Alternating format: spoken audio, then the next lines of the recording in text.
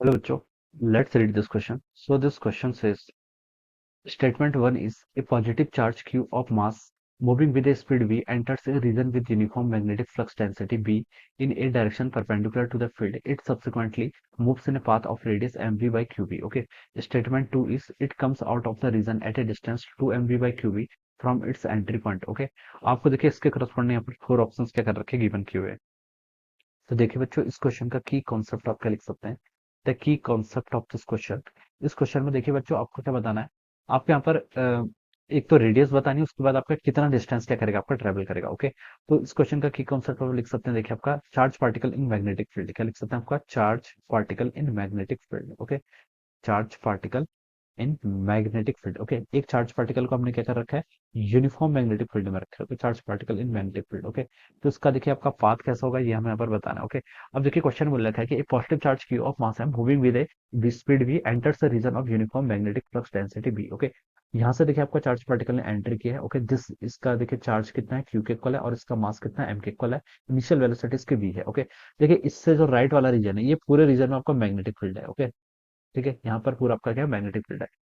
B इस direction perpendicular to the field, ठीक हो गया। It subsequently moves to the in a path of radius M B by Q B. ये बोल रहा है कि it subsequently move in a path of radius M B by Q B. Okay.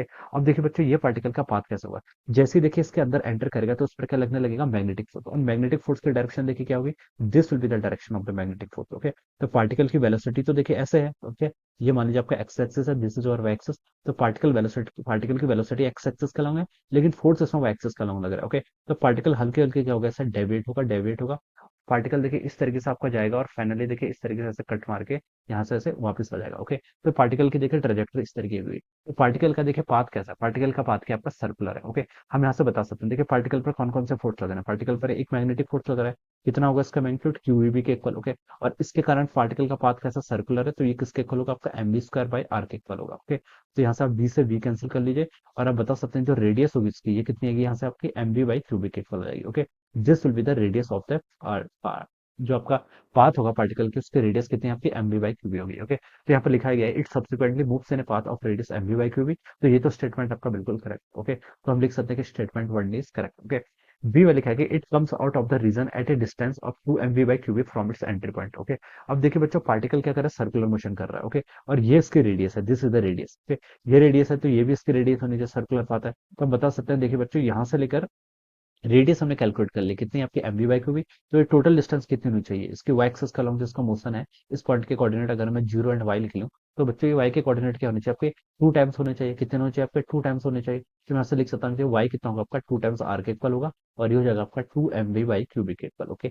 ये condition आपकी क्या हो जाएगी, ट्रू हो जाएगी। ओके। तो हम बता सकते हैं कि जो आपका स्टेटमेंट टू है ये भी आपका ट्रू रहेगा। ओके। यहाँ पर देखिए हमें डी के करस्पॉन्डिंग या तो डिस्टेंस के करस्पॉन्डिंग राइट रीजन में, इस रीजन में कोई कंस्ट्रेंट नहीं दिया तो ये कंप्लीट आपका सर्कुलर कर लेगा। ओके। तो हम बता सकते हैं आपका two M B by cubic equal होगा। ओके।